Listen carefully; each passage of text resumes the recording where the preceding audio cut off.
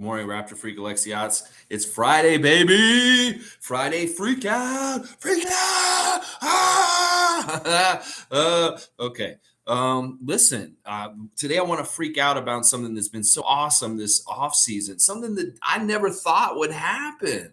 In the whole, I could have never thought this. Like as a little kid, there was a cartoon on TV called The Jetsons.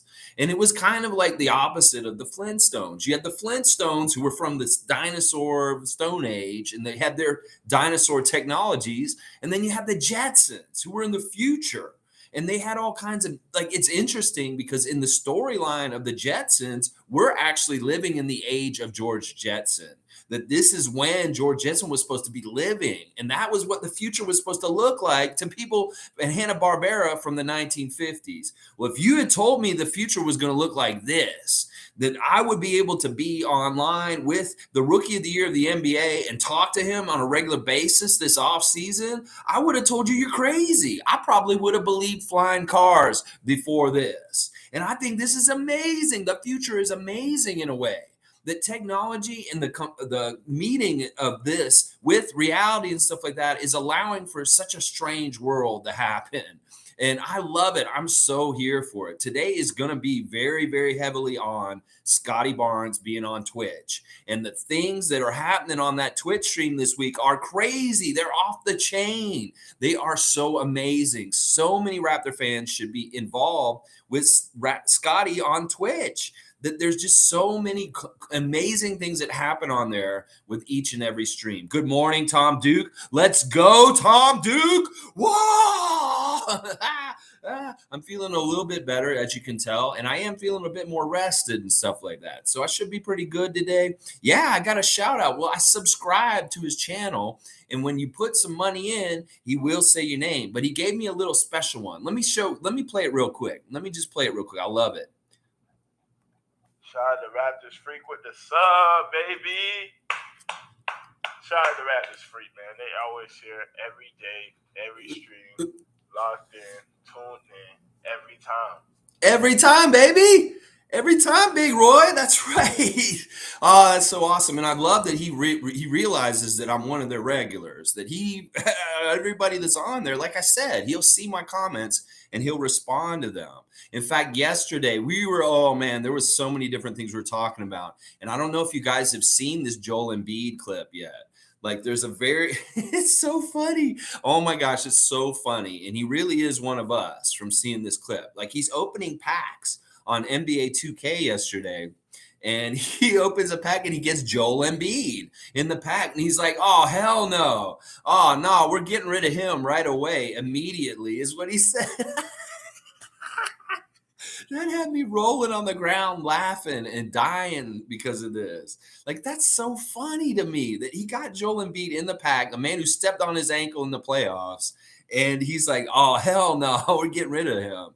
Now, listen, it's not just because it's Joel Embiid and it's the playoff, bam, bam, bam. That was a big problem in the playoffs recently. It's also because the Joel Embiid card sucks. Let's just put it that way. That him saying that he's tossing it or getting rid of it means because he doesn't feel like he has any use for it in the game. And anybody who plays NBA 2K22 knows exactly what I'm saying about a Joel Embiid card. Yeah.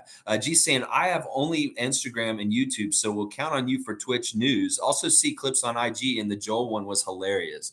Wasn't that hilarious, G? I mean, honestly, it's a little bit like, Scottie, you could be poking the bear, but you could also be causing problems for you, but you're also really doing some good things also. Like Philly fans are saying all this thing, well, he's your dad. You should be, a lot of people are coming down on Scottie because he's out there and he's saying this stuff also. But Raptor fans and Raptor Nation is just falling more and more in love with him.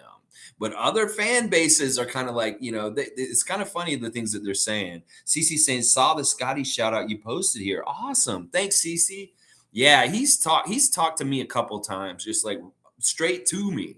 Like he's asked me questions before in the past and stuff, but this was the best shout out. I love that he was saying locked in and always there and on top of things, because that's true. I am there and I'm trying to do this for this channel. In fact, like all the time I'm spending with him on Twitch is really for you guys and exactly for people like G who aren't on Twitch and can't be there and stuff like that. So I can tell you guys all the interesting things that happen on the Twitch stream, especially all the hours of it. Like he will be on Twitch for 4 hours straight. And people have lives. You can't just drop your life and just sit there and watch Scotty for 4 hours sometimes. Well, some ways I can. So that's why I'm doing it and stuff like. Good morning, Monique. One of the interesting things that Scotty was talking about yesterday, he was watching NFL highlights, specifically Lamar Jackson. If you guys don't know, that Scottie Barnes loves Lamar Jackson. He is his favorite NFL player out of all the NFL players. And in fact, Scotty was having a big argument with the stream and the chat yesterday about him being the best quarterback in the NFL today. That he was like, well, I want to hear all y'all's top 5 NFL quarterbacks in the league right now. And he was having everybody listing them out and stuff like that. A lot of people were saying Mahomes, Brady, people like that. And a lot of people were saying Josh Allen. And Scotty was mystified by this. He's like, Josh Allen, why are you guys talking about Josh Allen so much? And he's like, I'll go and watch some of his highlights with you guys and we'll see. And he's like watching Josh Allen's highlights and he's kind of breaking them down. See, that's not that impressive to me. It's like, that's a weak throw and all this kind of stuff. He's kind of cracking on him, kind of pooping on him a little bit, shitting on him. And the fans were like getting upset with him and arguing with him and then at one point I had to write to Scotty. I say, look, Scotty, you got to understand, Toronto's closest to Buffalo. So that a lot of the Toronto fans are Buffalo Bills fans. And that if you're going to crack on Josh Allen, you may piss off some of the Toronto fans and stuff like that doing that. He's like, oh, he read my comment. And he's like, oh, now I get it. That like Buffalo Nation is here in Toronto. So he can't be dissing Josh Allen like that, just like out of the blue. It's kind of like he found out with the Brampton waistsuit comment that like, yeah, there's certain sensitivities and stuff. I mean, he's just speaking what he thinks and stuff like that, but he didn't put the connection between maybe there's a Buffalo Bills fan base in Toronto that is really big on Josh Allen. And that's why he's getting so many people supporting him and stuff like that. So, but I think he'll know that now, and he probably won't diss Josh Allen so much. But that was something that like, ooh, I was like, don't do that right now, Scotty, because these are your own fans that you might piss off and stuff like that. So, CC saying at G, yes, me too. I will count on Scotty Twitch updates here. I don't have enough hours in the day to do everything I need to.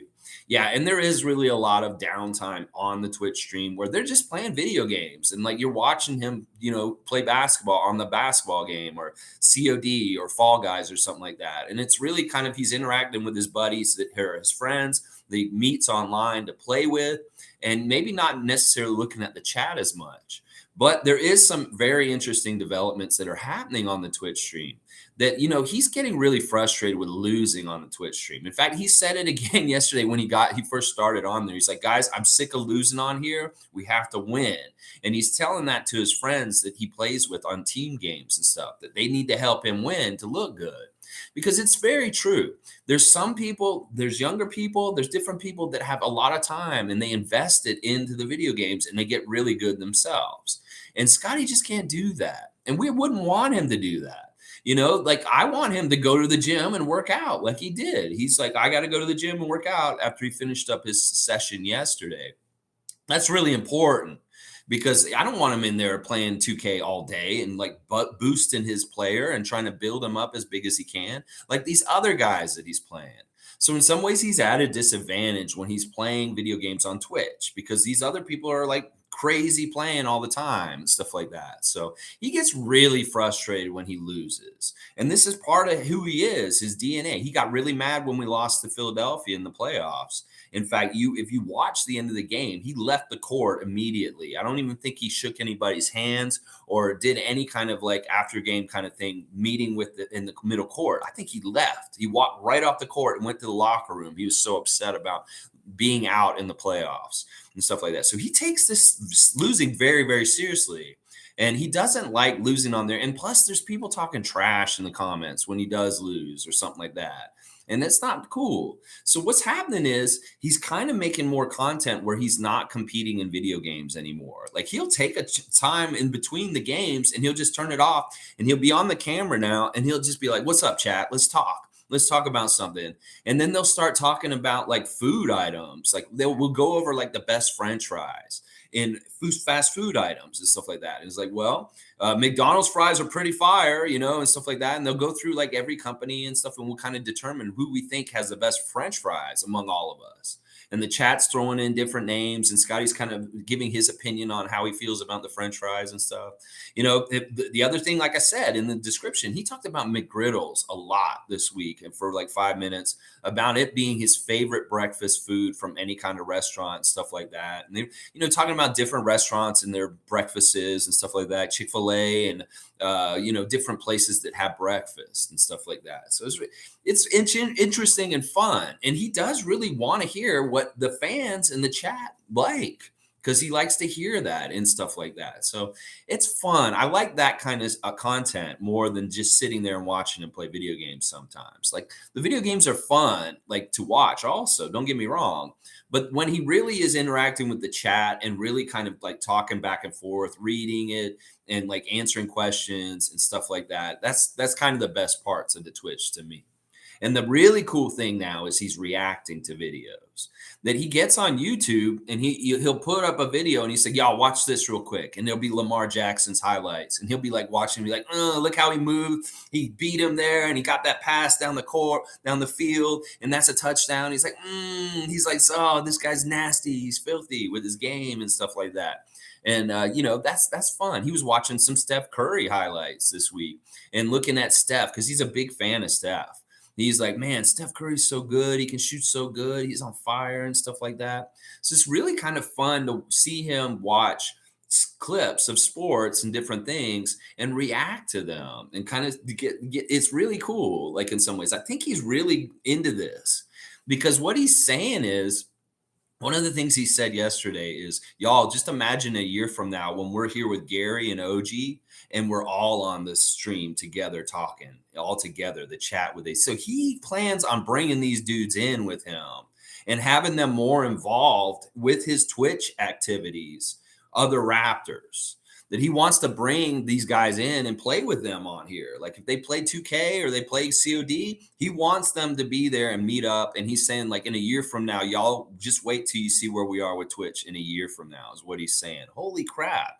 So I have no idea what he has in store or planning for this. Obviously, he wants to bring in other teammates and make them involved.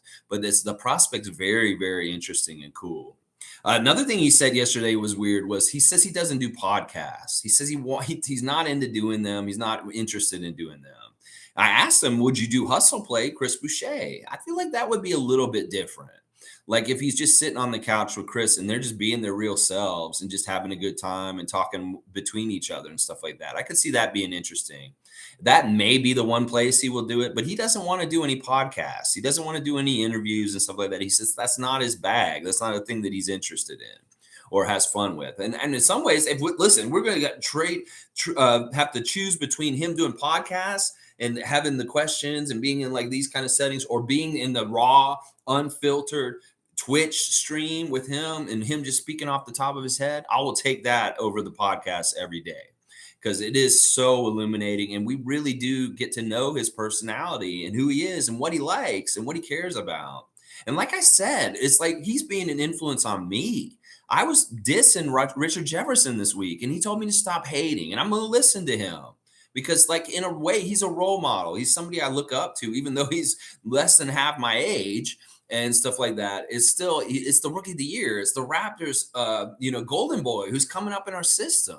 So I want to respect him and honor him and listen to him. But also, it's a two-way street. I have to realize, and all the other people that come into the chat, we have an influence on him also. And that, there is a weird responsibility and stuff like that.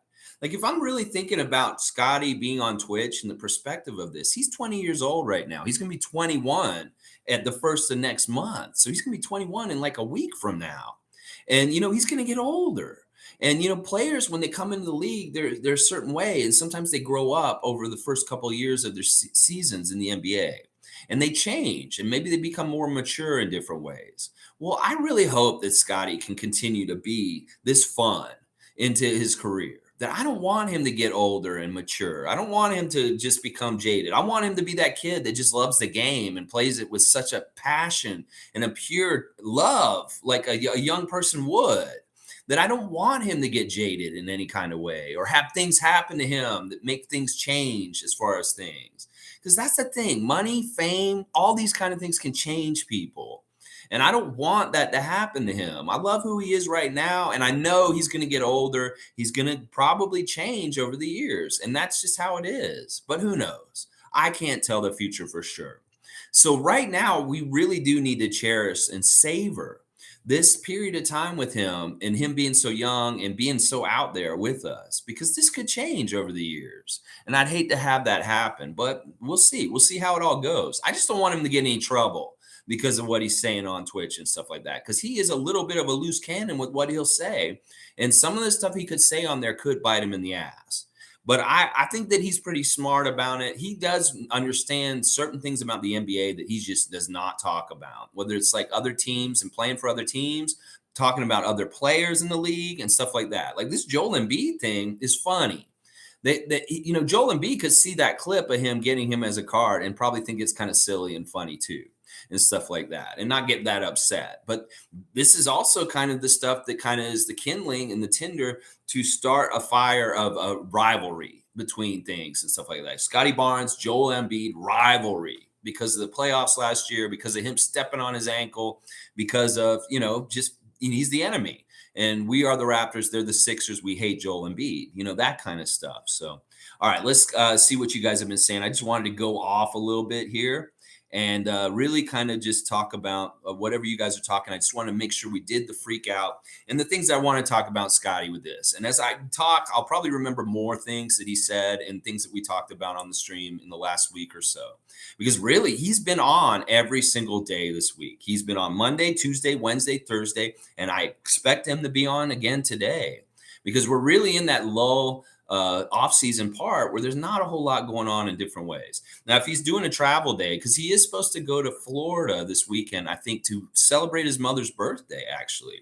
So I don't know if he'll be on for sure today, because usually when he flies somewhere, he's not doing the Twitch that day. But he did say he would be back and that he would show up. So you never know.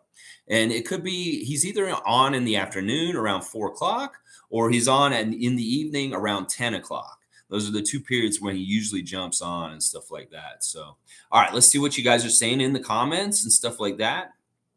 Tom Duke saying, I am just not into gaming. Kind of lost if I needed to explain the games, but it is fun watching Scottie Barnes just be himself. Yeah, Tom, I knew like when you showed up this week, finally, I was so happy to see your name in the chat. And I was like, yes, Tom Duke has made it. Tom Duke is here. And I was like telling people, we need to have a good chat and a good stream because my buddy Tom Duke is here for the first time. This is his first stream. And actually the stream you showed up for was a really great stream. It was like one of his best streams ever. Because it was the one where he watched his highlights for the first time on the stream. It was really, really cool. But yeah, it is. I know as an older person myself, the video games, I did play a lot of online video games, though, when I was younger in my 20s at the very beginning when they first starting out. And so I do kind of understand that culture, and I kind of understand first person shooters and, of course, basketball games and stuff like that. So watching it from my standpoint, I may be a little more informed, but I can understand where somebody else would be like, I'm lost. Like, what is all this? And there's like a lot of lingo, and there's a lot of like, the younger kids have all kinds of crazy stuff going on in the chat and the things that they're saying and stuff like that. But I'm so happy to see Tom there and Shane and Click and Sonny and all the different people that come on this channel and they're also on the Twitch stream also. It's fun that we're both in both places. I love it. I love it. Duke Rocks is saying Raptors Today show on Raps channel did a review of Summer League. So I got to see the whole My Son thing in context. They played every reference clip and it's just jokes, nothing to be upset about. Yeah, I mean, I agree with you, Duke Rocks. It is harmless at this point, but I can see where this could be a problem possibly. That's the whole reason why I have a problem with it. I also don't like it because, like, listen, Justin, once again, you are not proving anything on the court. You're just putting your face out there on these clips and stuff like that, and it's silly. It's just silly. I really, this is one of the things that's important in the history of the NBA, that the person that got the after-game interview deserves the honor. That it's an honor. It's kind of like you're the best player for the team that won, and you're getting your time to shine and get your interview. And it's kind of like somebody's getting their chance to shine, and somebody's jumping in the front of them in the picture. That's the kind of stuff that bugs me. That's the kind of sides of it. I understand it's harmless. He doesn't mean anything. He's a good teammate. His teammates really like him. He's cool in some ways. I understand, but at this point, it's been a year of this. It's tired, and I really take it as a down low bully at this point. Like, he's not doing this to players on the team that are above him or like he respects. He's doing this to players that he feels like he can get away with it. And I don't think that's right. Like, he should not be treating our young rookies that are just coming in like this. Go ahead and do the regular rookie hazing stuff. Like, make them carry an ugly ass Dora the Explorer backpack, or, do weird things with that. That's normal. But that's what I'm saying. This is a reward to the players who played the best in the game, like Abu Kajab. And he deserved his spotlight without being like sunned in the middle of it and stuff like that. That's that kind of thing. There's going to be two camps on this. And maybe I am making too big a deal out of this. But I like Justin to get away from this. I think that if he's not careful, he could be known as the dude who just sunned people. And that's his whole NBA career.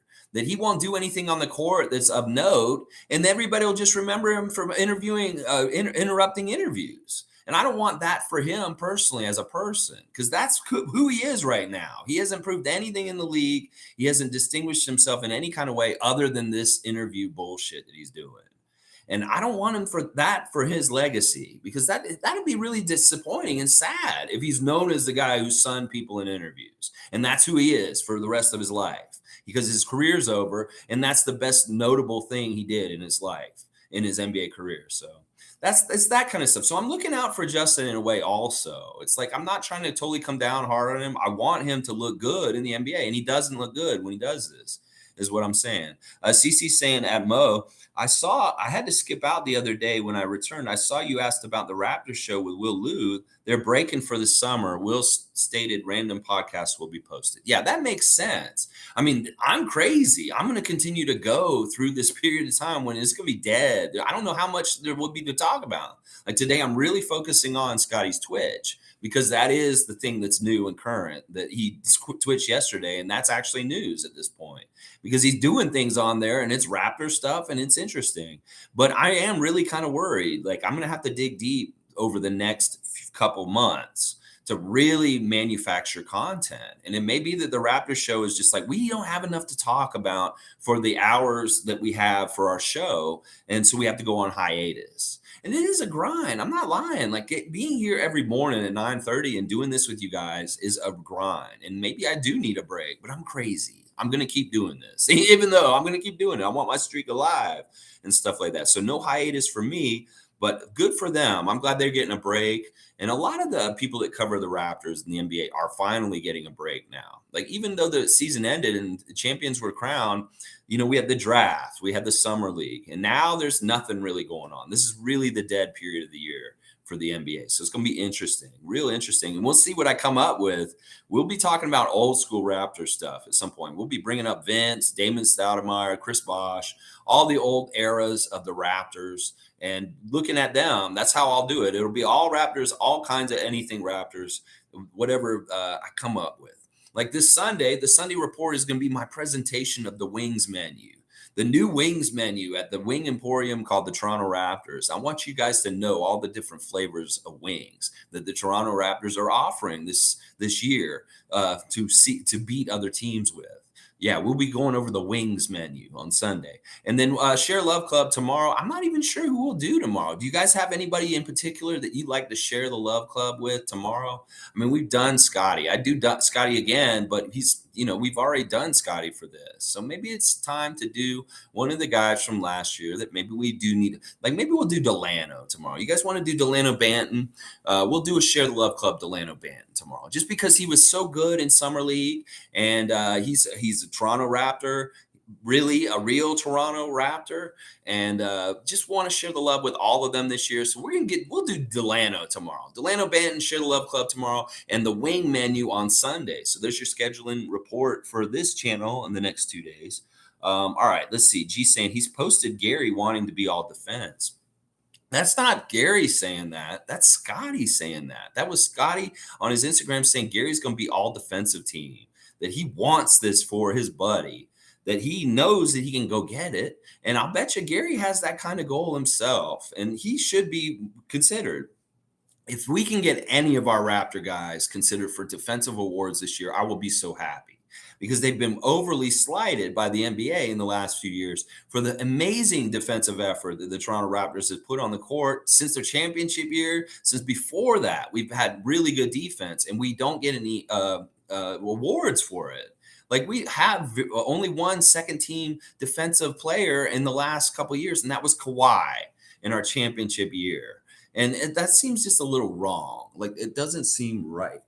That something's not exactly right with all that. Someone went by the window in the yard. Something weird out there. I don't know what's out there. Anyway, let's see. CC saying at Monique, when the ramp up to Raptor season starts, they will return to TV and YouTube streams. So just the podcast for now.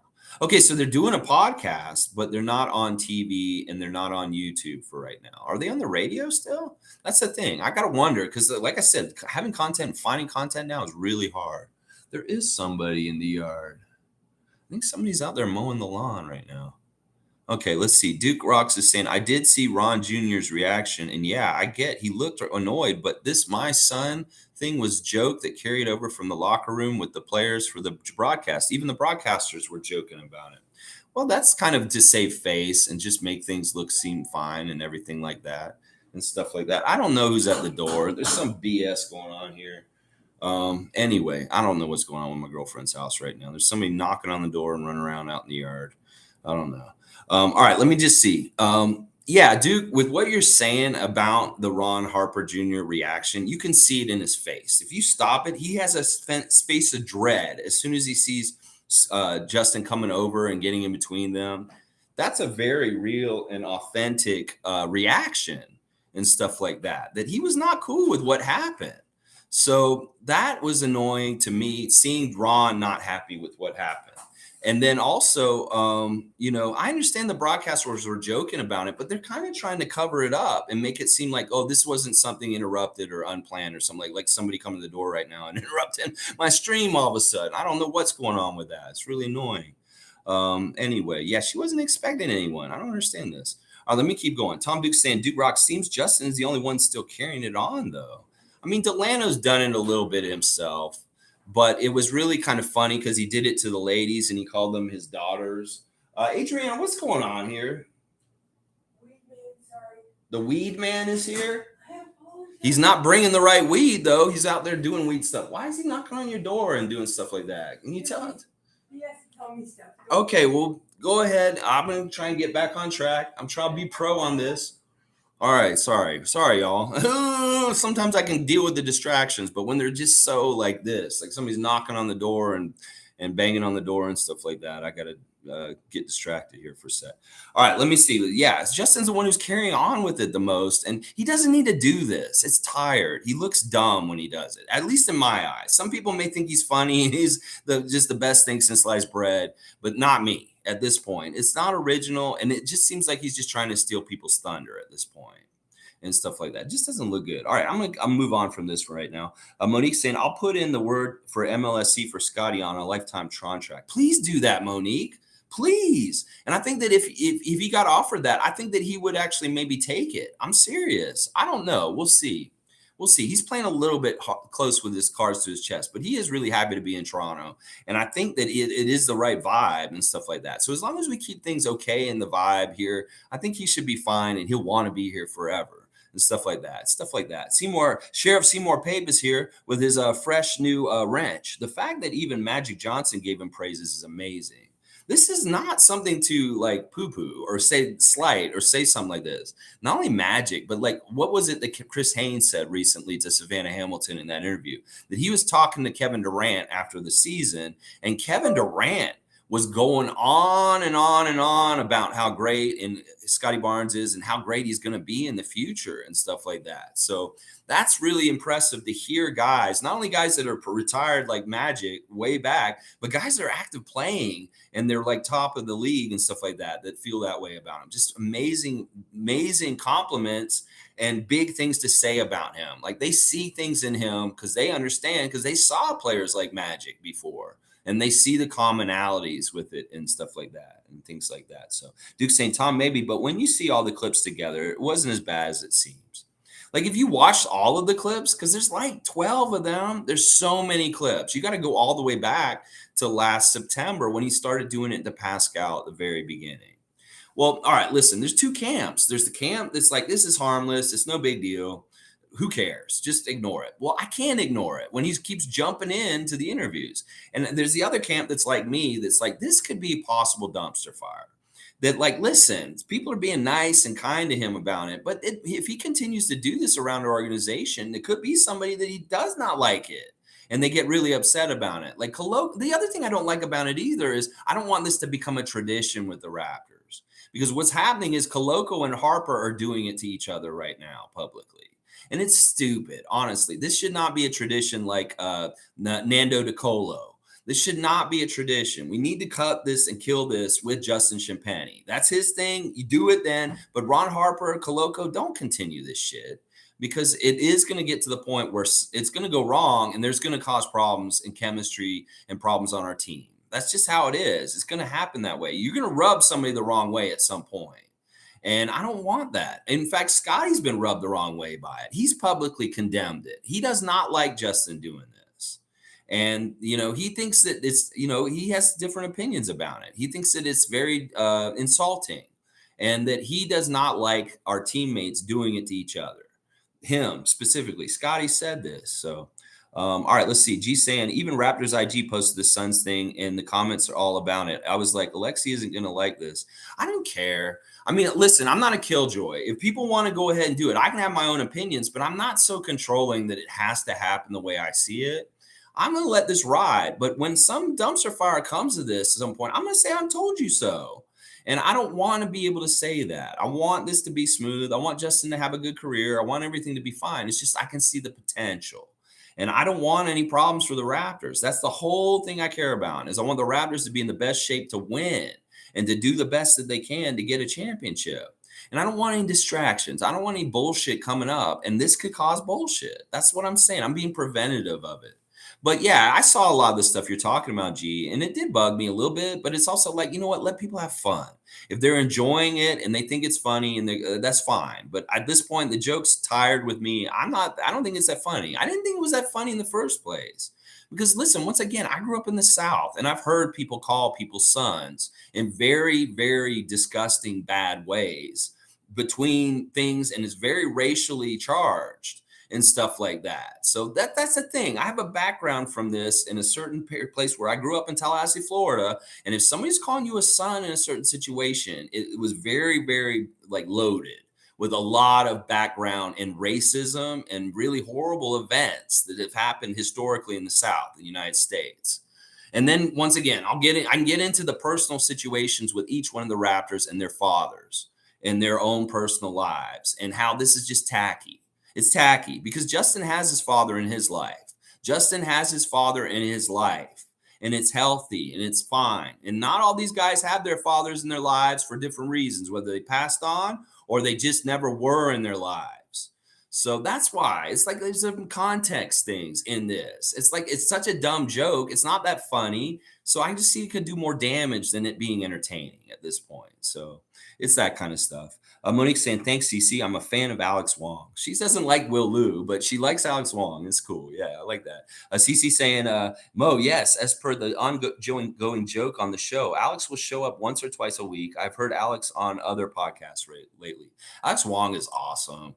I like Will Liu a lot, too. I don't pick favorites between them, but Alex Wong's the funnier one, to me at least. G saying, Draymond Green said no one has yet to beat Steph, Clay, and him. And Nick Young said the Raptors beat your ass. He then said Clay was injured, and Nick said, but he played 6 games. There you go. Boom. Thank you, Nick Young, for reminding Draymond Green with his selective memory there. Yeah, we beat y'all's ass. So don't go around saying that you had not had anybody beat you. We beat you. Toronto beat Golden State in 2019 any way you cut it. And I don't give a shit. And I'm really liking that NBA announcers are finally saying stuff like, the NBA championship isn't always won by the very best team on paper. It has to do with the grind of the season and which team stays the healthiest and is the best and ready to win that championship at the end. Well, Golden State, you weren't the best and the readiest to win the championship in 2019. So don't slight our championship because you guys played some Cleveland Cavaliers finals and people were hurt on both sides in different ways, and that always affects the outcome.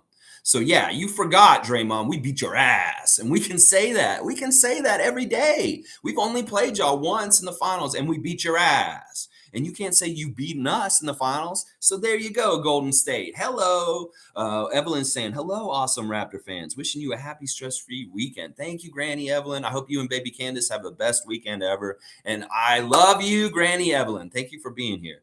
Tom Duke saying, happy Friday, Granny Evelyn, with the cool sun and the happy sun. And Seymour saying, thank you, and same to you. That's awesome. And then Monique saying, yes, the Twitch was amazing last night. Love the cover for today, Lex. Thank you, Monique. That was one of the great epic moments in Scottie Barnes' Twitch in the last 2 months since the season ended, is the moment when he opened the pack and he got his end game card, his own card, and the jubilation and the excitement he had over getting his very badass 99 rated card, dark matter card in NBA 2K22. And it was amazing. He was like, yes, it was so awesome. But the funny thing was about that was he was spending a lot of money on packs to open them to try and get it organically. And I think that the 2K people that are running it or kind of monitoring the sales kind of saw that he kept buying packs, and they kind of were like, and we were saying in the chat, I was like, you shouldn't have to buy your own card. You are yourself. They should give it to you. Like NBA 2K should give you the card. And they did. They must have heard us, or maybe they figured out that he was trying to do what he was trying to do.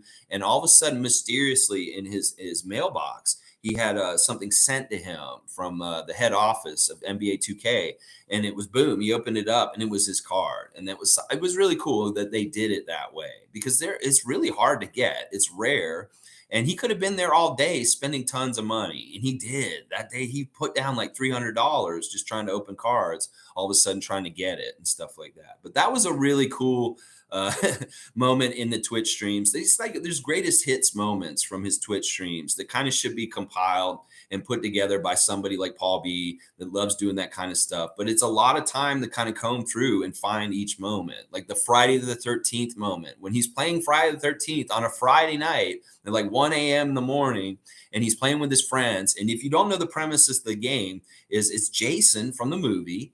And one of the guys one of the people that are playing gets to be Jason. And it's random each time. And then everybody else is the campers trying to get away from them. And it's like you're creeping around in this dark cabin location. It's very scary. He has all the lights off in his condo while he's playing. And it's kind of really like, you're like scared. And then there's like a boat at a dock, and he's supposed to get on the boat. You can escape off the boat.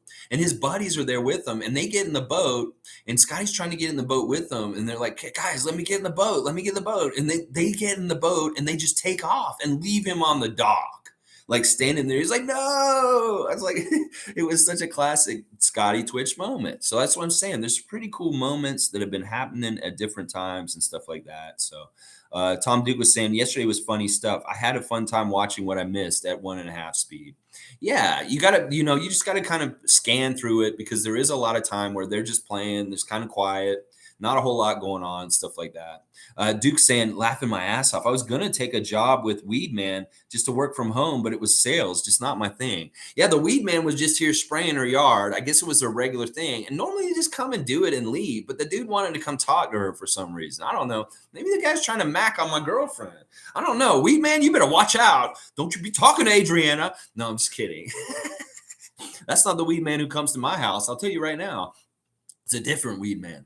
All right, let's see. Rahul, good to see Rahul. I haven't seen you in a bit, man. I think we will have Scottie Barnes for at least 8 years. All right, this is from the front office. This is his astute kind of observation and what he's prognosticating with Scottie Barnes in his tenure with the Raptors. You think we'll have him for at least 8 years? I hope we have him for even more. Now, Nick Nurse said he thinks that we'll have him from 12 to 15 years. That's what Nick Nurse said recently in an interview himself. He sees Scottie Barnes in Toronto for at least 12 to 15 years. And that sounds like pretty much a career, or maybe just a little bit less than a career.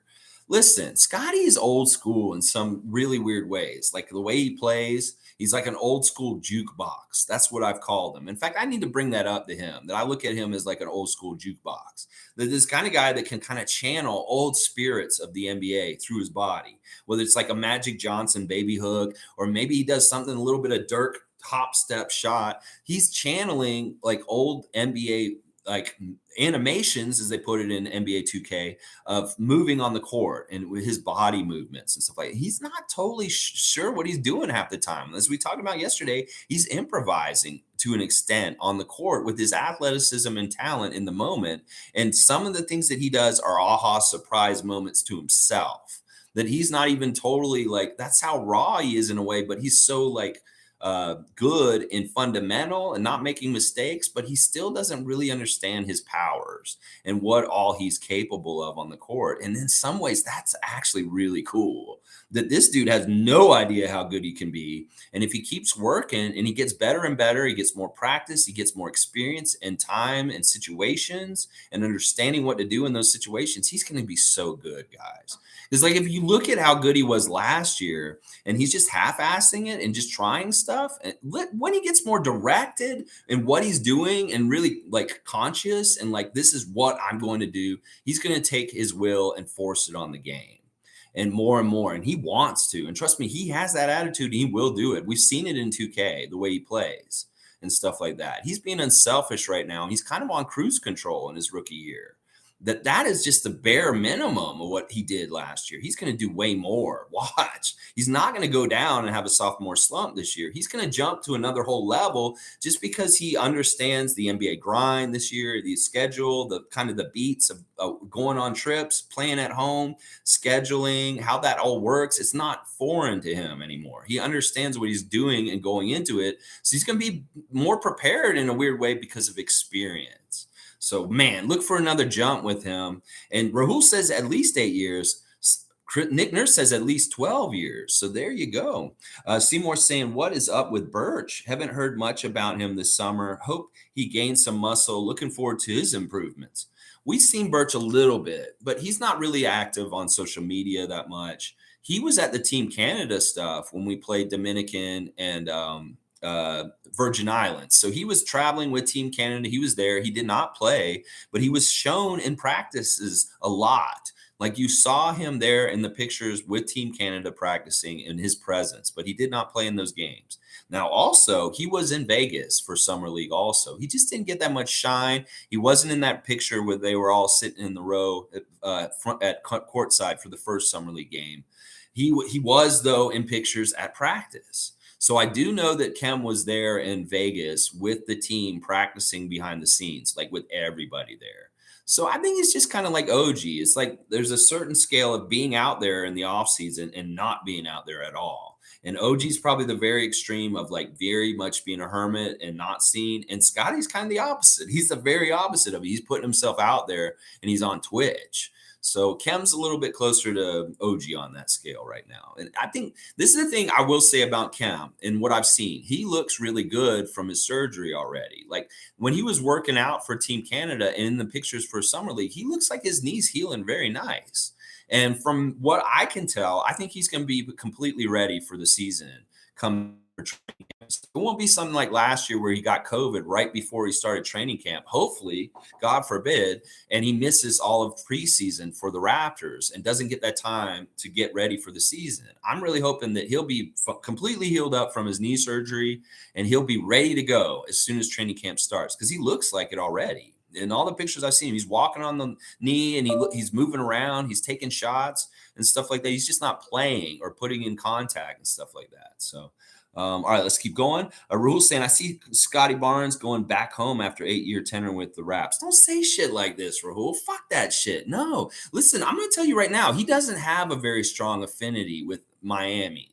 He wasn't a Heat fan when he was growing up. All these Heat fans come in there to stream and try and ask him, what's your favorite team when you're growing up? He has not answered this question because the very little that he's answered this question, he said, I was a fan of the NBA.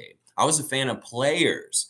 He did not have a favorite team. He was not a Miami Heat fan when he was a kid. He has said this publicly, That anybody who's a Miami Heat fan who thinks that Scottie Barnes is automatically a Miami Heat fan because he grew up in West Palm Beach, you're wrong.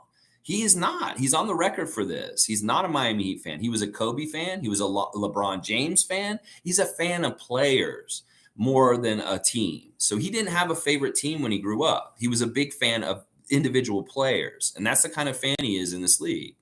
Now, I don't know. I hate this kind of shit. Don't even talk this shit into existence, Rahul, is what I'll say.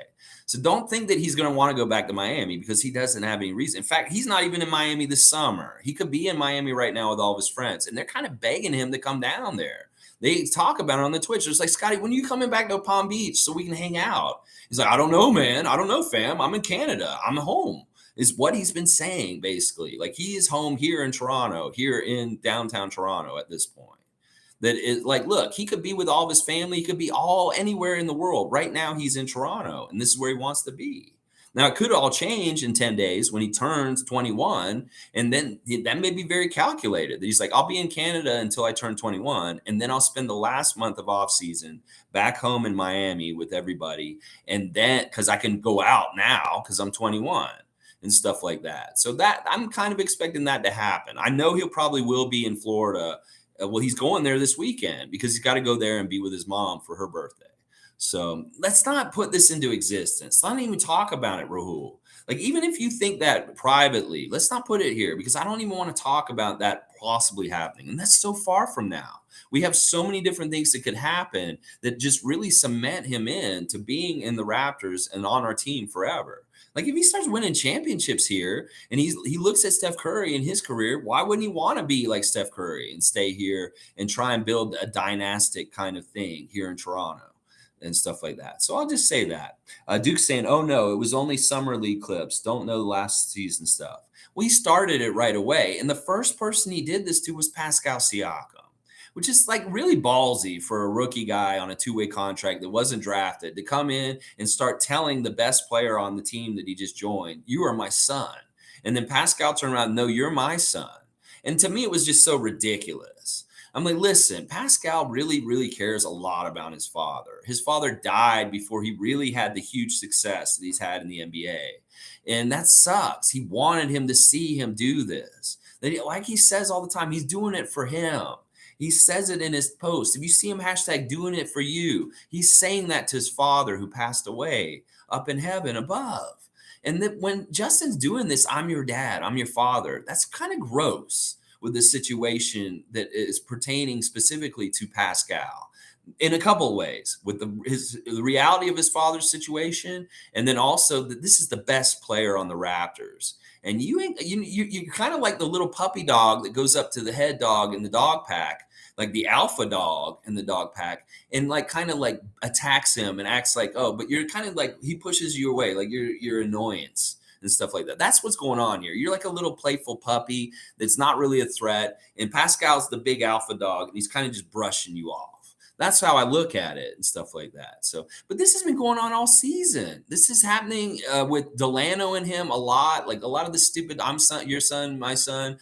And that was fine because they're peers and they should be doing that. They can do that. But he can't really do that to guys above him, like Scottie and Precious. He would never come up to Scottie Barnes and tell you, you're my son. You think he did that to Scottie Barnes this season? No, he did not. And he shouldn't be doing it to Pascal. And he shouldn't really be doing it to guys below him either. That is, to me, just bullying at that point. Like Ron Harper Jr., Jeff Doughton Jr., Abu Kajab, these guys are underneath him. He's a 2-year vet now. Or not a vet. He's a 2-year player. I won't say he's a veteran. And these guys are just coming in. And in some ways, okay, there's rookie hazing. Let them do those kind of things. But this is kind of public. And then to me, once again, it makes me think that Justin's a bully.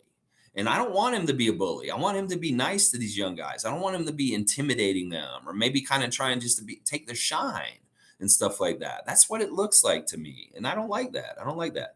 Seymour saying son and boy can belittle a person in the wrong way. It really can. It really, really can. I mean, I alluded to the stuff about the South and things like that with those terms and how loaded they are with a lot of history. And then it's not only that, it's like in the NBA, the memes with like, Giannis beats somebody in the finals, the Suns, and Chris Paul's in his arms as a baby, and he's the father, and Chris Paul's head's on the baby, and he's like, oh, you're my son. There's a lot of that kind of shit talking. That's where it comes from. And I can understand that if you beat somebody in the finals, they're your son, and you can say that. But that's the thing I'm saying. Justin hasn't earned the right to call anybody his son. When has he ever done anything on the court that his son's somebody else in reality? That's what I'm saying. Some players in the league can say, yeah, you're my son because I own you on the court. But he has no backing to what he's saying. That's the other thing I have a problem with it about and stuff like that. So Isaac Campbell's here. Good to see Isaac. Was wondering how you've been doing, Isaac. Who makes all defensive team first? Fred, Gary, OG, Scottie, Raptors, or Dew? I think somebody needs to get this year. And I think it may be undeniable. The way we play such an overpowering defense this year is going to be even more overpowering, especially with Koloko showing up. Look out. He's going to have a whole other level of hell for offenses that are trying to score on the Raptors this season. You know what? It should be OG. But you know what? Fred has come real close also. I'd love, any of those guys are good for this. In fact, Pascal on the down low should probably be considered more for his defensive stuff too, but he doesn't get any credit for that because of his offense. But I say the closest to it are probably OG and Fred, with Gary next. And Scottie is not going to get the shine for his defense right away in his young career. But over time, people will notice and realize what he's doing defensively. It's really, they're going to focus on the crazy passes and the offense stuff. But over time, they're going to realize, they're like, well, on the down low, Scottie's really good on defense. And that's the thing. He said that last year. He said, I want to be the best defensive player on the Raptors. Well, you better go talk to Mr. Anunoby, because you guys have the same goal, and it can't only be one. Is there going to be only one good best defender on the team? Well, if they're competing each other to be the best defender on the team, look out. That's the kind of drive I want to see these guys push each other to.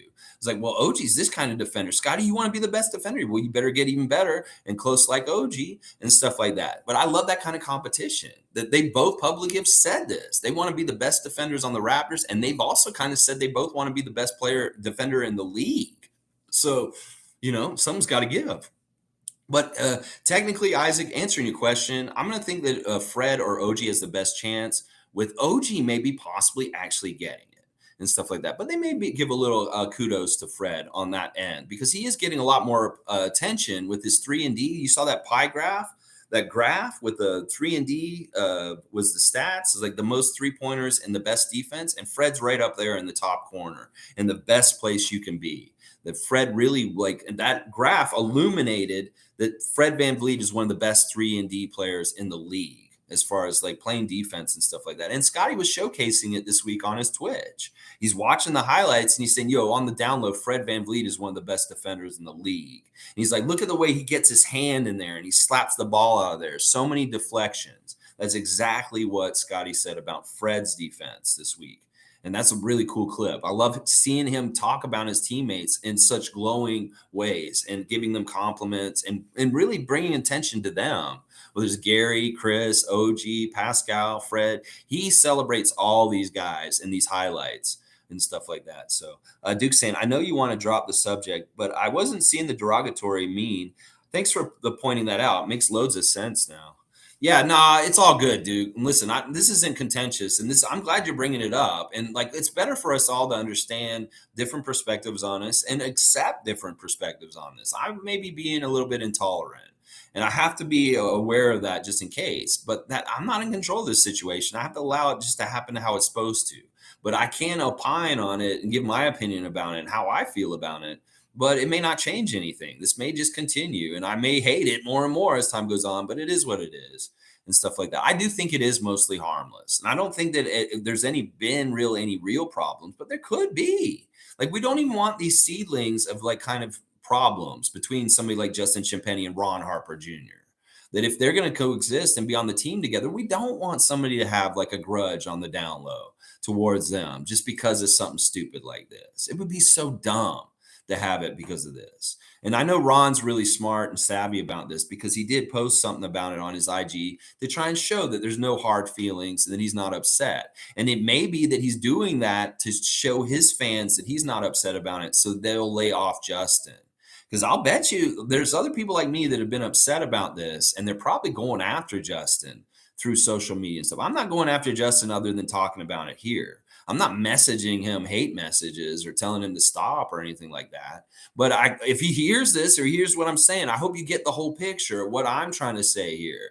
I would love you and respect you because you're a Raptor, and I want you to do really well, Justin. That's part of the reason why I'm saying this stuff. Is you're making a distraction that you may not need in your own career, and it could be a problem for you in the long run. And I don't want that for you, and stuff like that. Rank Scrub saying instead of sunning, the team should focus more on Ferda as Ferda boys. Ferda boys. I don't even know what that is, Rank Scrub, but I love it. That's great. Ferda boys, Ferda boys. Yeah, there could be some other cool catchphrase he has. Like, if you really want to be known for a catchphrase, make it a cooler one, Justin. Let's get a new one that's kind of like, oh, yes, he said that. I was like, instead of like, because when you do what you're doing, it's at the detriment of somebody near you. It's not like you're building people up. You're kind of putting people down when you do it. It'd be funner if you did something that built them up. Like you came in and you're like, you the man, like when he comes in, y'all, I just want to tell y'all, this guy's the man or something like that. That would make me happier because it would be showing him appreciating his teammate and building them up instead of kind of pushing them down below him. Like, you're my son, I'm your dad kind of thing. I mean, anyway, maybe we are talking about this too much and stuff like that. It is what it is. Seymour saying it, Isaac, if OG can stay healthy for a full season, I see him getting all defense. Yes. That's the kind of forecasting and foreshadowing and putting into the future good vibes and things I like to see. OG healthy for the whole season and him getting the all defensive team nod at the end of the year. I'll take any of the defensive teams. Just give OG Anunoby a bone for the defensive work he's putting on the court. He deserves the respect and the attention for his work in his career so far, because he could have gotten it any of these years in the last couple of years if he hadn't been maybe unhealthy, missed games, or different things like that. Evelyn's saying, guys, the weather is getting hotter, so hydrate and hydrate. This is Granny Evelyn giving you motherly advice, y'all. That don't mess around with this. If you guys have to work outside because of your job, keep hydrated. This is so important. I grew up in Florida. I've seen old men on the golf course drop out from sunstroke. This is happening. You can get dehydrated. You don't even realize it. And all of a sudden you're on the ground because you have a sunstroke. And it's not no joke. And the way that the things are going with the heat waves around the world and stuff, people are falling out and dying from heat in the climate and stuff like that. So be very careful here. And I know that here in Canada, we don't have the best air conditioning like we do in Florida. We really need good air conditioning down there. And a lot of people here do not have air conditioning. So find different ways to beat the heat, whether it's going to your local pool and getting in the water, going to the beach or something like that, or find it, get out of your house if you don't have air conditioning and it's too hot. Definitely hydrate and go find a nice tree in a park and sit under it. Sometimes it's so much cooler underneath the trees in your neighborhood than it is anywhere else. That these trees are part of the thing that will help us fight the war we're going to have with the climate in the near future. That we need to be planting more trees, allowing more trees to grow and help us by giving us oxygen, shade, and coolness in an ever more heating up planet. That the trees are our best friend. And we got to go and respect them and stop chopping them down in big, huge swaths of land, because they're the ones that are going to save us on this planet. We need to do it. I love that Granny Evelyn's caring about all of us and giving us good advice. Evelyn's saying, hey, Lex, when do you plan to have our meet and greet? Holy crap, that's right. Listen, you know what? We'll do it in August because we want to do it in the off time. And we'll pick a nice place here in Toronto, somewhere that's accessible on TTC, that's not too far from everybody to be able to go. Maybe it'll be somewhere that I have a special connection with because I just spend a lot of time there. I have friends there. How about, guys, how about we do it in Kensington Market and at Gordo's? Gordo is a good friend of mine, and he runs that the little Latin America food market where you can go and get empanadas and burritos and whatever and stuff like that. And he has that nice space back behind his food. In the back, he has concerts and different kinds of things. Maybe we'll do it there because Gordo's one of my good friends. And I've done different work with him, and I bet he would love to host something like this or just have people down for this kind of thing. I'll get in touch with him, and maybe we'll try and make this happen sometime in mid-August or something like that, sometime in the next couple weeks. And I'll let you guys know, people that are in Toronto that want to come and meet up and meet and greet with me in the city, Raptor Freak Cult meet and greet in downtown. I love that, Evelyn. I forgot about doing that, and I'm glad you brought it up.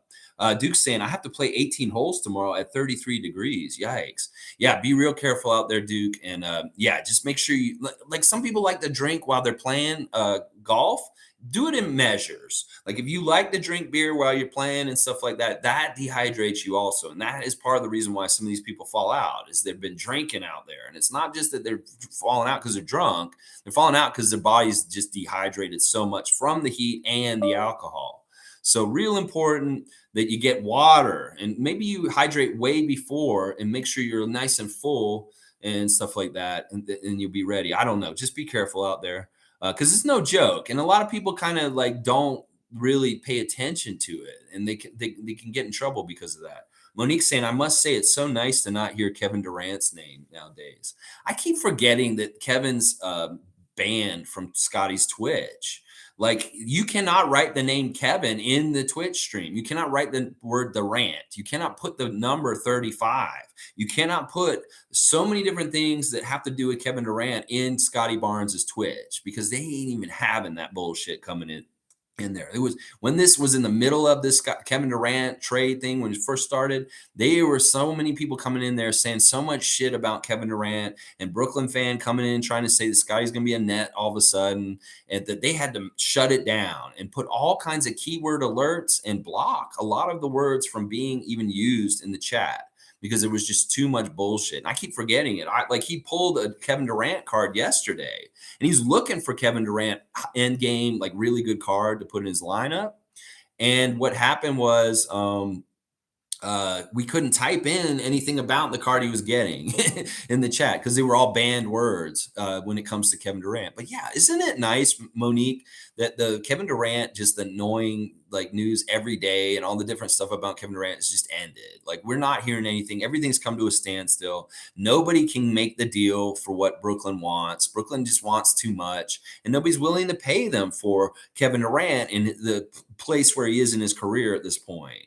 So now it's kind of just died off and it's going away. And I think he's going to have to play in Brooklyn this season because there's no realistic trade package that's coming up and stuff like that. So, yeah. And Monique's saying, stop it, Rahul. Don't say Scottie Barnes on any other team ever again.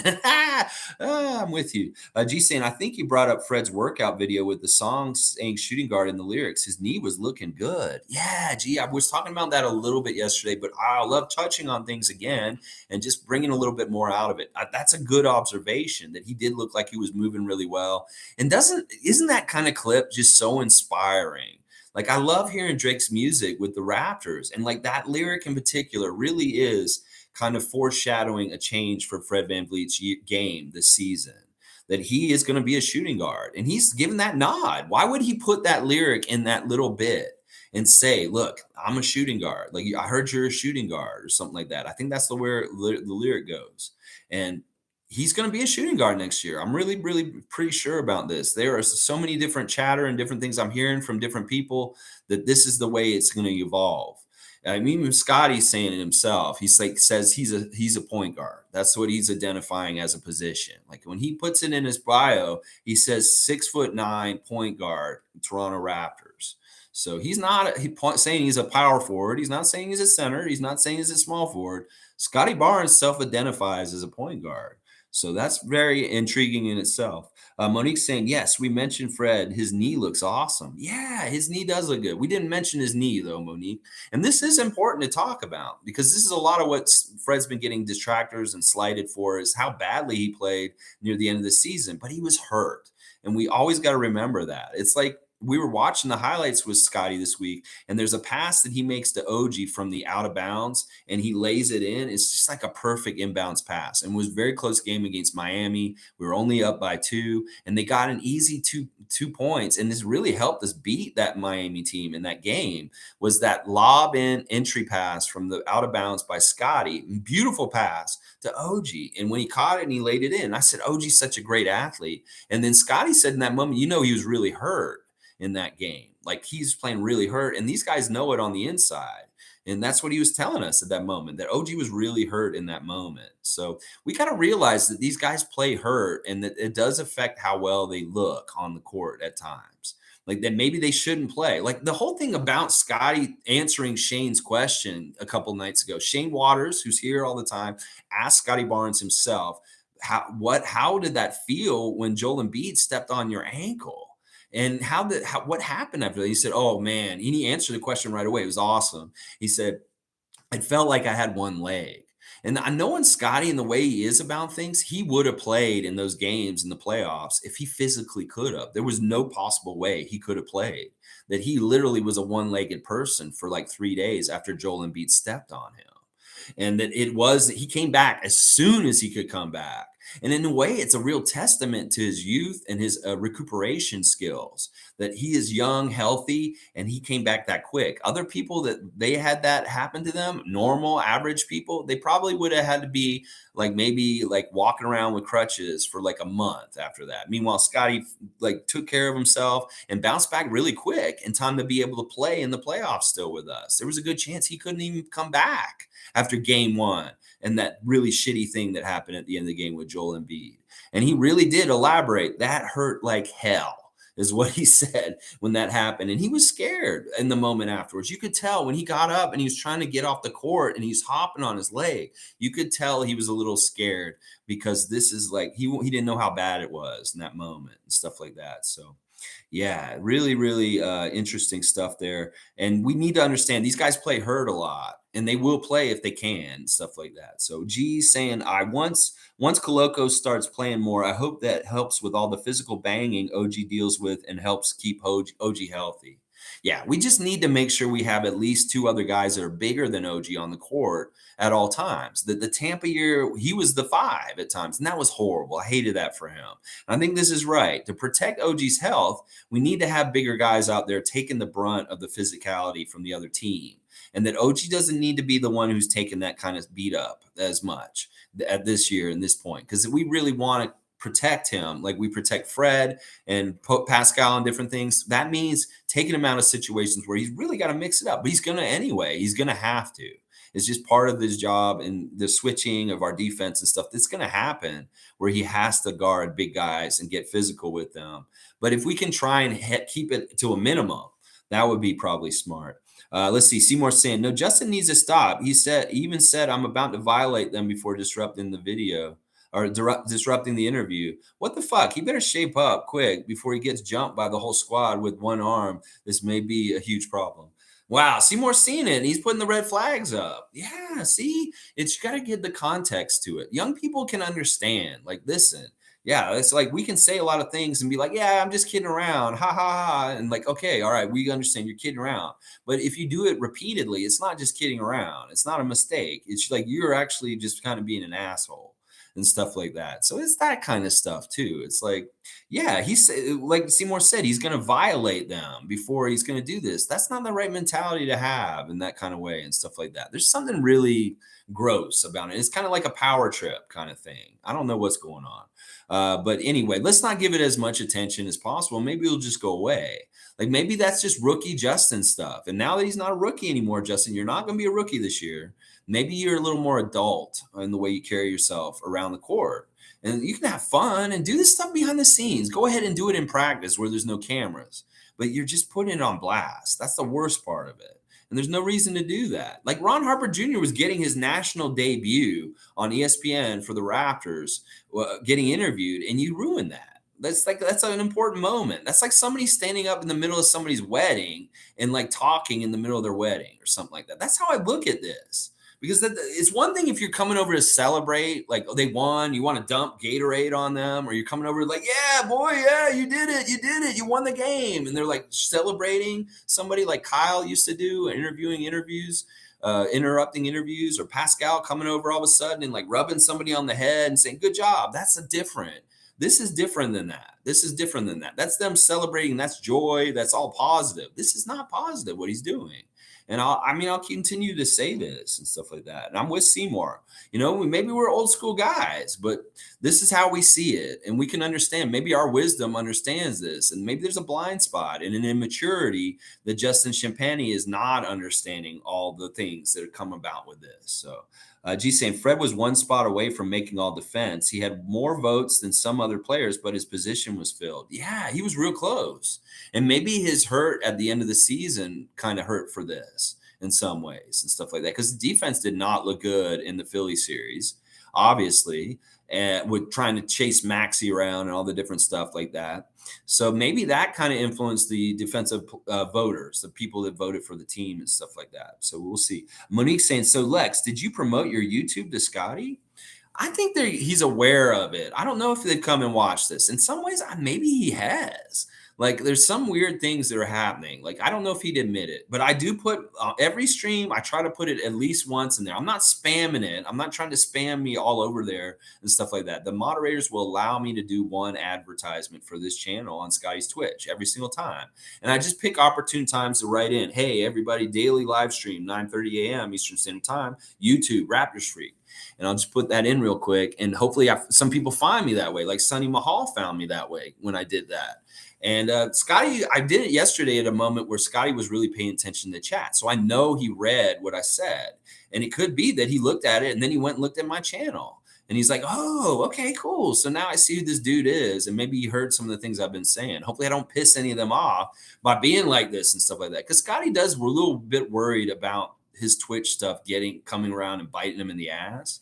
Like, he doesn't like that people are clipping parts of the Twitch and putting it on blast in social media in different places. Like, he didn't like when they clipped the part where he was hitting on the NPC character, the girl, and like walking with her and like, yo, you want Netflix and chill and stuff. Like, he was really embarrassed by that. In fact, he told us that he was mad at us for putting that out there and getting it viral. So some of the clips he's cool with, like, he thinks the Friday the 13th clip is hilarious. The one where he gets left behind on the boat and stuff like that. And there's other clips that he thinks are tough and cool. But he's also said this yesterday. He's like, man, I need to figure out how to turn off the ability to clip my tweet streams and put them in little small things and put them out there. Like the thing I just put on my YouTube channel where he shouted me out yesterday. And I love that he says he's like locked in, he's paying attention, always paying attention. It's like a good advertisement for my channel because it's true. I am always paying attention and that he does know that I'm there and stuff like that. So, so Scott, I think Scottie may be aware of it. I mean, it'd be great if he subscribed and he started, like, maybe somebody in the Raptors organization is watching me or paying attention. I don't know.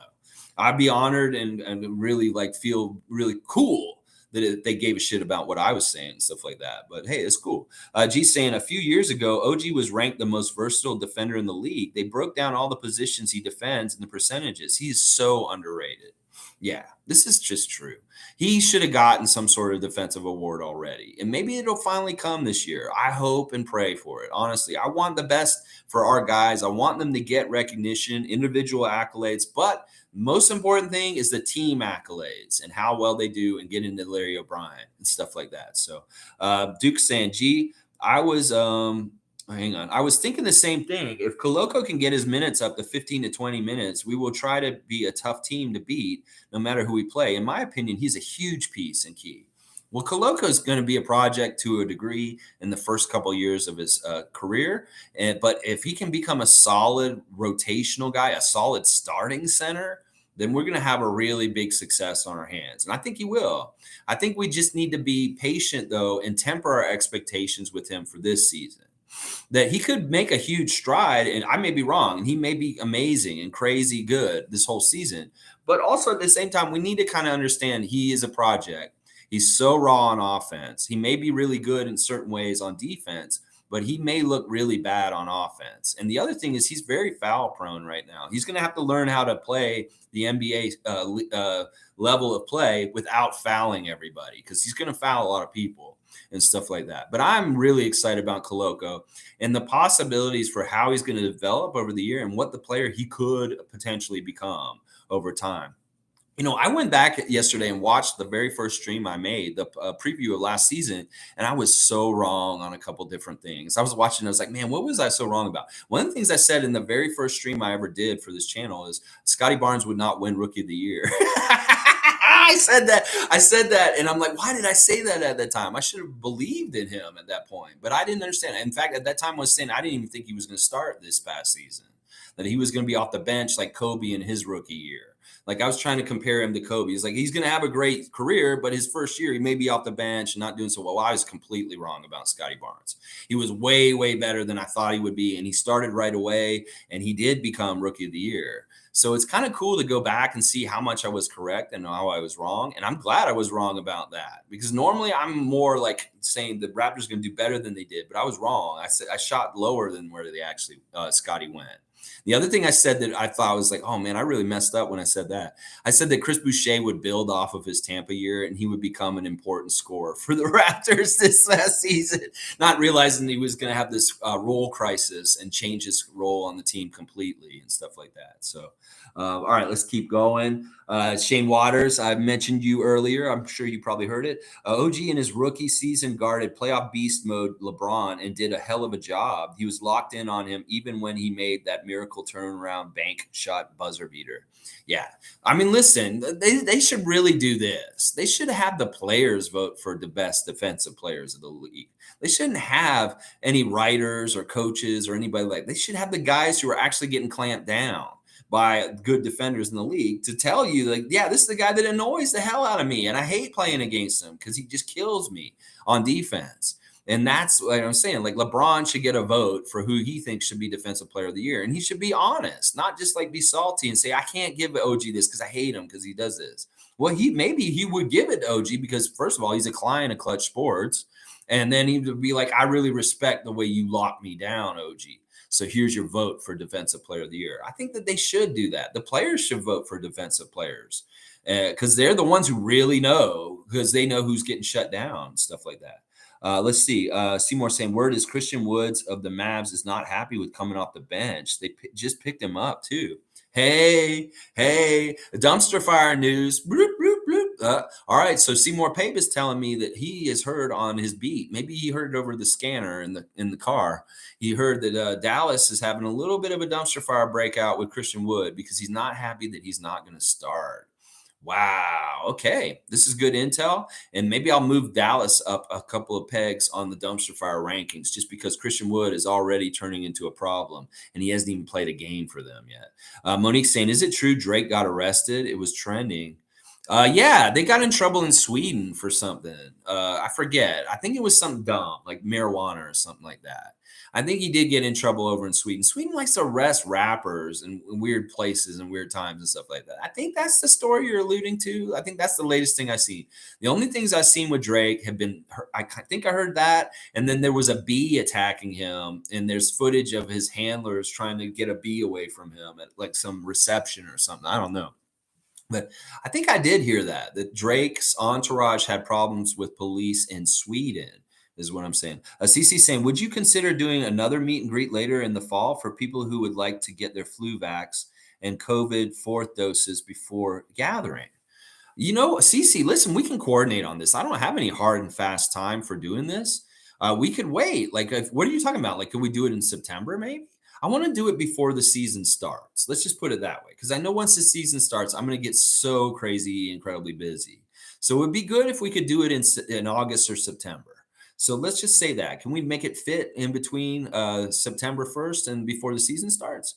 We'll coordinate on this. All right. Lux Solus, good to see that name. I haven't seen you in a little bit. I know you've probably been watching, just haven't been here live, but very happy to see you here with us today. With you 100% on Justin needing to stop yesterday. Looks very immature and attention seeking. Hopefully one of the older guys or coaches will pull him aside. Also, the guys without their dads. So true. Yeah, he's not going to do this to OG. I would hope he would never do this to OG out of respect for him. And the loss of his father.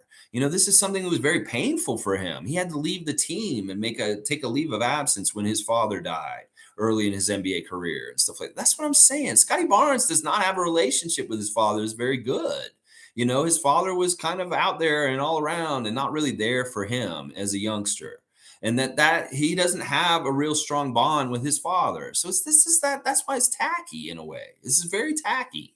What Justin's doing, because he's a twin. He's got his brother who's very close, and he's got that confidant, and his father is very much a part of his life. His own father, who's a famous soccer player, Rainier Champagne or something like that. I think his name's Rainier or something like that. And I have a great relationship with my father, and I wouldn't want to son people and say stuff like that to people and stuff like that, because I feel very lucky to have such a great relationship with my father. I love my dad so much. He's my hero. He's the person I look up to the most in my life. And, that's an important bond. You don't fuck around with that and stuff like that. So I'm getting emotional. I love my dad so much. I do. All right, hang on. All right. Evelyn's saying 4 days ago, Drake seemed to confirm on July 17th he was detained by Swedish police when he shared a photo of a sheet from Swedish law enforcement. From Los Angeles Times, you might have seen the rumor that Drake was arrested in Sweden on Thursday, but the rapper-singer's team is adamant it's not true.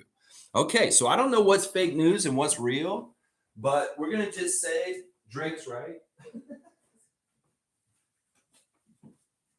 Because Drake, this happens. Like, there was a rapper who got arrested over there that they had to get out of detainment because he was in bad shape and stuff like that. I don't know if it's true or not. That's what it is. It's a Sweden thing. All right, let's see. David S. has taken his messages back. Seymour saying Tampa Bay and San Diego both have interest in the NBA. Funny thing is they both want our team. Ain't happening. We the North. Let's go Raps. Yeah, what are they? Listen, you got to get your own team and expand it. And listen, those two cities are not necessarily cities that are on the top list to get an expansion team. We know that Las Vegas and Seattle are at the top of the list. And then specifically, LeBron James, when he retires, he wants to own a team in Las Vegas. That is his whole plan. He's going to retire. He's going to get an expansion team in Vegas, and he's going to be the sole owner of that team. That is what his plan is, LeBron. And we know Seattle really wants the Sonics to come back. They want to have the Sonics back around. So those two are going to happen way before. So this is part of the reason why these cities maybe think they can steal a city or move them. Tampa, I can understand why they're doing this, but I'm going to tell you right now, Tampa, you failed. You failed at supporting us. You failed at supporting NBA basketball. You're too close to Orlando and Miami to be an NBA market. You fail at supporting the Rays half the time. You fail at supporting the Bucks half the time. So I'm going to tell you right now, Tampa's not even in fact, it's insulting that they think that they can get our team from us, especially when they had our team for rental for a year and they mistreated it and didn't treat it right. So fuck y'all. You ain't getting the Raptors in Tampa. That's for damn sure. And as far as things with San Diego, nah, come on, dog. There's so many teams in California already. And if they put a team in Vegas, that's just another team that's all kind of clustered in the same area. San Diego's not getting a team. They're more likely to steal the Clippers back from from LA and move them back to San Diego than anything else. This is silly. The team here has got roots deep in the ground, and we're staying here. There's too much history now. There's too much good things happening in Toronto. There's no reason to mess things here. Those teams may want our team. They may, we'd love to have this team here. Well, even if we move to y'all's place, that doesn't mean that the success will carry over. and stuff like that. So yeah, fuck Tampa Bay for even thinking about wanting this. Fuck you, Tampa, you fucking stupid ass city. I mean, you're one of my favorite cities in Florida, and I've had so many good times in Tampa, and I have good friends that live there. But y'all fucked up when you had our team, and the audacity that you think you can get the Raptors from us, man. Y'all couldn't support a fucking NBA team. You're dreaming if you think you can support an NBA team. There's too many Orlando Magic and Miami Heat fans in your market. Nobody would be a fan of your team. You'd be like a very, very unfollowed or like fans. No fans. You wouldn't have any fans because there's no market for you guys. It's a similar thing to what's happening with the Jacksonville Jaguars in the NFL. When they added them to the NFL, there was no fans for them to add. Like, it's basically the people in Jacksonville, but everybody else in Florida was either a Miami Dolphins fan or a Tampa Bay Bucks fan or Atlanta Falcons fan. There's all these fan nations are right around there. So Jacksonville's fan nation is so tiny and small. And like, who wants to be a fan of that team? They lose over and over again. So it would be a similar thing if Tampa Bay tried to get an NBA team. There's too many teams around them, Orlando and Miami, and there isn't enough fans of basketball that would support it. So that's not realistic. And like I said, San Diego is more likely to get the Clippers back than get a team like us down there. Duke Rocks is saying, Scottie in Summer League had some good games last year, but Rookie of the Year would have been a pretty big take. Koloko has shown he can protect the rim, is very capable out on the perimeter, and needs to work on the fouls and shooting. Yeah, that sounds about right. Yeah, Scottie was impressive at Summer League, but he wasn't like the way that we thought this would happen and all this stuff. So, I'm such an optimistic Raptor fan. I feel kind of stupid for not believing in him. Like when I watched it and I said, Scottie, I actually say Scottie won't win Rookie of the Year this year. And I cringed when I saw that part and watching it back. But it's the very first stream I ever did, like on this channel. And it's very weird and raw and different than what it is at this point. I was very different at that point. I hadn't gotten my thing down on how I do this yet. And it was kind of funny to watch with this. And it wasn't live stream, so there's no interaction. It's just me telling information because you guys hadn't found me or we weren't talking yet. So it's very weird to watch. And I'm actually really happy with how much I did say that did come true, though. Like for all the things that I didn't get right, there was a lot I did get right. And specifically, I was very right about Brooklyn and Lakers for this past season. I was exactly right about what happened with them.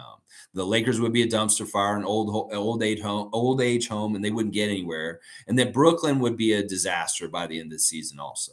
That's what I was predicting. Was right. Monique saying his dad, Ranford Champagny. Ranford. I knew it was like Rainier. It was something with an RA or something. Ranford Champagny. Yeah, famous. Great soccer player in the public eye. Still a part of Justin's life. Okay. Duke Rock's saying, I remember reading somewhere the NBA was created because hockey owners wanted another sport to play in arenas while the home team was away. That's interesting. And if the Huskies didn't fold, the NBA would look a lot different today. Just saying. Yeah, it's weird. The Huskies didn't make money. They financially closed. And it wasn't anything like weird. There was just 1 year and it didn't work. And stuff like that. That makes sense a little bit about the hockey people wanting another sport to be in their buildings. But also that doesn't totally make sense because their seasons are adjacent at the same time. And they would seem like they would be competing for that time in the arenas and stuff like that. I don't know. I think that sounds vaguely correct, what Duke's saying about why the NBA was created. But I'm not totally sure exactly how it all went down. That's something I probably maybe should look up or something. But yeah, just imagine a world where the NBA, we didn't lose the Huskies and they stayed in the NBA the whole time, just like the Boston Celtics and the New York Knicks. And we were like the three teams that had just stayed in one place. Just imagine we'd be the Huskies still at this point. And what would our history have been like? How many championships would we have won over 75 years of the NBA and stuff like that? I don't know. It'd be a very interesting thought exercise to think about and wonder about. All right, just doing a Friday Freakout today, talking about Scottie Barnes on Twitch. I feel so grateful that Scottie Barnes does this. He does not need to do this. And then the fact that this is happening is absolutely made my summer. That listen, some people are excited about going to Jamaica. Some people are excited about going on a trip for their summer or just getting outside or getting to cottage country. This summer, I've been so excited just because I've been able to hang out with the Rookie of the Year on his Twitch streams and interact with him. If you had told me 5 years ago that I would be talking to the reigning Rookie of the Year of the NBA and the Raptors, one of their best young players on their team, like directly, and that he would be like interacting directly with me, I would have told you you're crazy.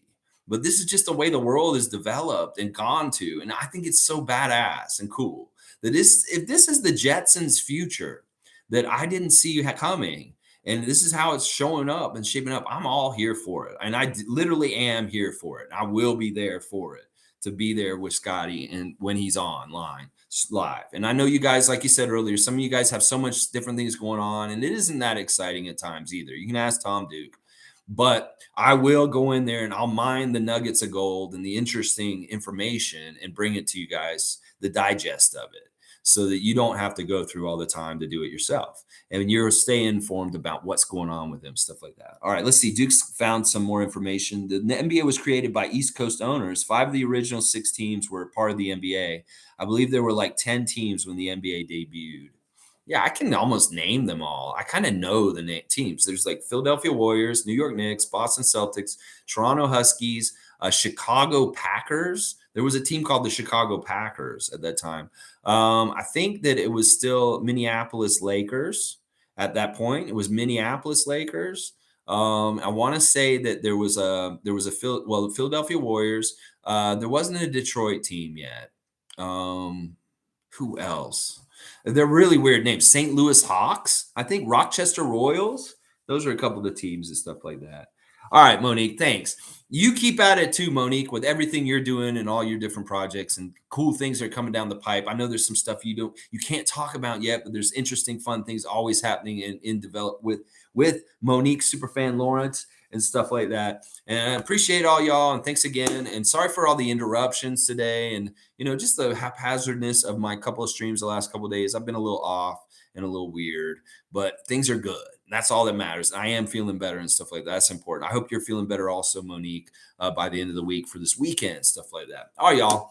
As Scottie would tell us at the end of his Twitch stream, he'd say, "I love all y'all. I love you, family. Thanks for being here. I'll be back tomorrow. Don't worry.